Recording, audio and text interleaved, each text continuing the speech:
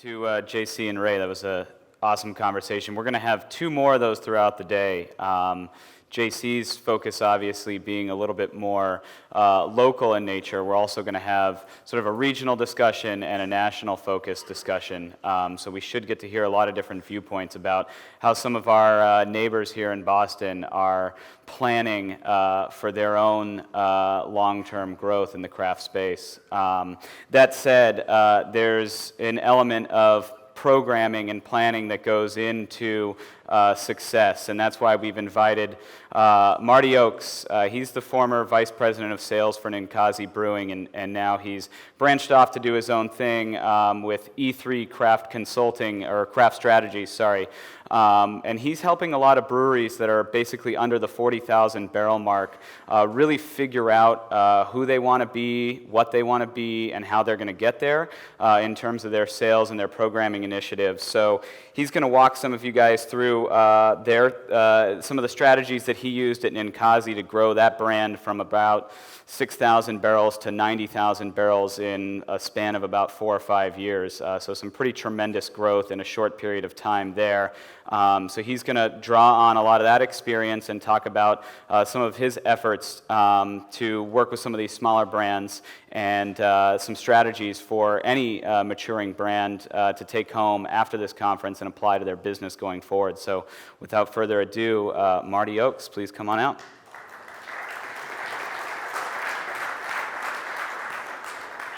Thank you, sir. Thanks, Chris. Let's see, get that out so I don't get any feedback. Well, thanks for coming out. Thanks to Chris, Matt, all you guys for the work you do. Liz, I haven't met her yet, but thanks for the tremendous amount of work these guys do to put on what I think is a much more intimate and better conference than some others that I've been to. So it's nice to see all of you out here. I'm on a little bit of a 4-hour delay from Oregon, so the bags and the voice are catching up with me. So I have this funny slide up here, and the humor to me makes me laugh. If you laugh, it's a bonus. But programming, in all the breweries that call me for help, look for programming. Can you help us with our marketing, our programming? I'm not sure they know what that means. It feels like they're just this lone ranger out looking for the city of lost gold. And I thought of this image, and there's actually a movie of the Lone Ranger and the city of lost gold. But you're not alone. You are with Tonto, who is your distributor, and you have Hi-Ho Silver. You have Silver, your beer, to get you there. So you do have elements that you can work with, because you all imagine there's just this line of people out there waiting to buy your beer, and you just got to get it to them, and then you'll make all this money. And the powerful programming is something Chris put up there. I thought it was a bit of a hyperbole, but I'll try to make this as powerful as possible. So first of all, programming. You can't have an album cover without the band or the instrument. So everybody wants to put this album cover together without understanding some of this. Oh, it got rearranged, the words up there. So those words got stretched. But the first thing on there is, the purpose of the company. You have to understand why do you exist? And when I start assessing companies I work with, that's the first thing I say is, why do you exist? And most of them don't have an answer for me. Just a simple one sentence, doesn't have to be the catchiest thing, but something every employee in your entire company works behind. Every action that they do every single day should support that purpose, and they should know it. So at Ninkasi, it was perpetuate better living. Beer is and has been historically something that's part of society and our culture. So we wanted to transcend just your opportunity to have a beer at a pub. It was to perpetuate something that you did in your life, and we didn't want to project one image of who we were onto somebody. We wanted the consumer to project what they were onto us. Oakshire Brewing, a much smaller brewery in Eugene, is all about sharing great beer experiences. That's why they got into brewing beer. It's brewing beer, having friends, drinking beer, telling each other about the experience that they share. So That's the first filter that you have to use. The second one that you can't see is your values. You need to know your values and your vision, and everybody that works for you and your partners need to know that. It's amazing how many breweries do not share their vision with their partners, their distributors, their retailers. So why are they trying to help you if they don't know what you're trying to get to? Your 1, 3, 5-year plan. A lot of companies are, hey, I wanted to make beer, I'm making it, and I don't know where this is going. I'm just along for the ride. You have to know where your goals are to set programming to support that. And your annual business plan then tells your partners exactly what those pieces are, and I'll get to that. And lastly, programming is the tangible action that you're going to take to support all those. So those are filters that get to a tangible action. Now, what's not in there in the 1, 3, 5-year plan, it's assumed that you have a budget. You need a workable budget. A lot of people ask me to help them with their programming, and I have to know what's the field I'm playing in. So I don't just go out and create these incredible ideas that they can't afford or can't support. So it's an assumed that there's a budget in there, there's supply chain management, there's other things within that 1, 3, 5-year plan. So again, assuming those other pieces are there, the elements of programming, and programming is all about product support. That's really all it means. You have to be holistic. These are the elements that I try to think of that I put together in some programming. And maybe not all of them are the main point, but there's some piece to this that you have to have in there. You have to have a knowledge of your package. It seems obvious, but a lot of people are like, well, we need to program some sort of programming to support our brewery. But it's got to be specific down to the package. Are we talking about draft, 12 packs, 6 packs, cases? What is it that you want to support? The class of trade and points of distribution, again, seems obvious, but you have to separate class of trade. What you do in the C-store is not the same as a big box chain and not the same as on-premise, obviously, and it's not the same market to market. So you have to start separating those things. Engagement. What kind of engagement are you going to have? Is it mass communication? Is it down to the hand-to-hand kind of festival style or beer dinner style things that can support that? Distribution management is the biggest piece, and communication there, and branding, what your brand looks like. So I'll quickly try to go through what these are. Branding to me is communicating, to your consumer. You have to listen to them and find out what it is that they need to hear. It's the label, it's the packaging, and your point of sale. So obviously it tells a story. Golden Road, they have a story about what they're doing tied into their area.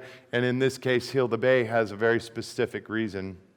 And all the programming that they do behind that vertically aligns with this package and with their brand. I think Kim Jordan is, the best at talking about branding. If you've ever heard her talk about it, it is the one thing you own, you have to keep, and you have to think about all the time. So, what would Kim Jordan do? Or what would New Belgium do? So, do not go out there and just think the brand will carry itself. Always know that the brand is the most important thing that you're going to do when you start creating programming. And it's got to have a timeline that you're working within. What purpose is this brand working towards? Maybe you're talking about a seasonal or a one-off beer. So be specific as to what that brand's supposed to do. And then the POS, how can it creatively be used to capture, engage the customer? You can do all kinds of different things. You have limited space within the stores to use it in. The package, again, what do you want to support? Is it a new package? Is it a lagging sales package? And it can get dangerous. If you're starting to program lagging sales, do you then become a discount brand? So don't get caught up if one of your brands is lagging in sales. Actually, when you should be programming it is when it's increasing. So the number one advertiser is Budweiser. They are losing some sales, but in terms of the rest of us, they're still the top sales. So what do? They advertise more. And you got to keep on top of what's winning for you and work on that. Again, you got to be specific. I don't think a shotgun approach works. Your gross profit is different on every single package. So if you have this broad program and you think it's for all packages and you're looking for a return, you're going to get more and less out of the different packages. So they have to be specific. And then class of trade. You've got to think about where it's going, your points of distribution. You know, are you going to work on a sports bar type program that's limited within a market that has very specific uses, and maybe it's a can program that they can introduce your brand, down to growler fill stations, which I'm not too savvy on the Northeast of how it's working, but you know, in the West, growler fill stations and bottle shops are all in one, and they're huge. It's the biggest thing going. So how can you program something specifically to them? Engagement, again, mass communication versus hand-to-hand, and what works for your brand and the things you're trying to get across. You can do both. You just need to make sure that alignment's there. The elements for distributor management there's a lot here. So trying to go through this, I like my little picture. At CBC, I created this maybe atmosphere that we're not partners, or I said a few things that made them think that they're only a delivery service. They're not. They have far more resources than any of us brewers ever have. They know the market better than we do, and they have far more dollars to be able to help you get to where you need to go. They just need to know, where do you want to go? So create the plan far out in advance as possible. What I try to do is, my reps that I've worked with in the past, they work on a 30-day plan and they execute it 7 days. A region manager works on a 30 to 90-day plan. They work on a 30 to 90-day plan, they execute 30 days and less. Sales manager, they're working on a 1-year plan, executing a 1-year plan, they're planning out 3 years, and your leadership team, CEO and that, they're looking at a 3 to 5 year plan, executing on a 1-year plan. So you've got to know how far in advance you need to get this plan across to them. You can't say, oh, I went to Brewbound and saw this awesome program idea, and I want to do this next week. They're just not going to be able to flip the switch. You can say, we're going to work on this for 2015 planning and put it in our annual business plan. And that's ideally what you would do. You know, identify your targets, identify costs. You have to agree on a budget. Again, the budget defines how much you can go do, and set a schedule with inventory control mechanisms. I've been caught in a time where you set out a program to launch a new brand, and you don't have enough beer in the pipeline to fulfill the needs of the stores. They've agreed to put up all this stuff. Beer's gone, and you can't fill the shelf that they just gave you. They're not going to want to have you back. So make sure your supply chain management is under control. I like to go with 80% of the projected beer that we believe we're going to need should be at the warehouse at the distributor, ready to sell. And try to work on depleting that through with 20% in reserves to ship to them by the end of the program. Identify your resources and use them. So they have great print shops, they have incredible graphics people, they have analytics. Try to see what you can bring to the table versus what they have. And many of us that are smaller breweries, we don't have much of that at all. So work with them to identify all the pieces that they can give you and what tools they have to help you define the program and execute it. Create vertical alignment. This is something that the big boys do very, very well, and we do not. You can't just say, I want POS up, I want a static in all the C stores. Well, the static should go along with what your message is in the festivals. The festivals should have the same message as the look that you're putting in your advertising. Your advertising should look the same as your social media. Your social media should be the same as what your public house staff is telling the people that are coming to visit you. You have to have alignment. The more alignment you have, the better opportunity you have to get that message to as many people as possible. And then one thing I left out of there is the sales incentives too. You know, so many of us, me included, we'd go have some sales incentive distributor thought would be a great tool to get your brand out there, get some rate of sale. did nothing else to support it. There's nothing else out there to get them the opportunity to, taxi. Is that where the beer is? I didn't get a beer. So you got to get the people that are getting these sales incentives other opportunities to make that sale even easier. And then I'll give you my 2 cents on sales incentives.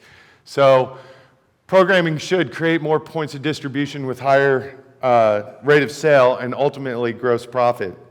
You're managing push and creating pull. It is a field marketing program. It is not just mass communications. Programming at this stage should all be about what you can do in the field. Again, think holistically. Think about turnkey. The things that you can do and give the distributor or the stores to use should be simple. It can't be multi-step. You can't say, here's your operations book for my program. That is not going to work at this stage. It needs to be one page. Find out how to create value.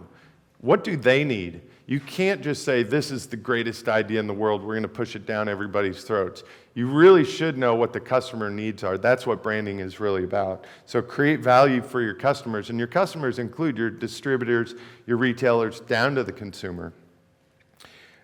Make sure they're obtainable goals. Don't go for the moon. Make very small programs that can get very simple returns at first. And don't make a goal line. So if you say, we want to increase points of distribution by 25% and maybe a 20% increase of rate of sale over this timeline with all the rest of the vertical alignment, you don't have to stop at that point. So many incentives say, we're going to pay out on the third keg that pulls through. What do you get if 4, 5, 6, 7? What's the contingency to go past the goal line? I've definitely seen data where we reach our goals and then there's this huge cliff of nothing after it. So make plans for something that goes past the goal line. Make sure it's measurable. You should have incentives that you get some reporting on. Most of us in here probably can't afford things that Bump Williams gives you or VIP or things like this from 1,000 to 40,000 barrels, but you've got to set some sort of reporting with them to get that back. If they don't want to give you a report on what's going on, they're just hiding the peanut. It's a shell game. You need to walk away. Support. You got everything you do goes back to the purpose, the vision, and the values. Quickly, I went backwards. Write a program. This is one idea of how you can make a one-page program. You've got space up there to expand into the strategy, the objective, the scope, and the description, defining what you want to do. It's on a Gantt chart to be able to tell people the different ideas of the actions that need to take place when they need to plan. You can put notes in them, and then you can put the target accounts down and who they go to. This is an analog version of a CRM program or something else that you can create in-house. I believe you can download these or get access to these, but this is just one quick example. You can formulate this any way you want, but you should be able to give a program deck to your distributor to walk them through the pieces and the elements that need to be executed. Lastly, and I'll go through this really quick, or I'll let you guys read it. All this goes into an annual business plan. Programs should not live independently. You just can't come up with one and walk in the door and say, let's go execute this. Put it in an annual business plan for next year. And then have that on a calendar. Say, we're doing this at this time, and so on, and stack them up. Don't randomly walk in to your distributor to say you want to pull off a program. And cheers. Lastly, that's Oakshire. We launched an agreement with a soccer team there, and I thought it was funny. This cheers. So I used up a lot of time, but if there's a last-minute couple of questions to throw out there, or with Chris has got some, throw them out, or I'll be out in the hallway. Awesome. Thank you, Marty. Yeah. Excellent.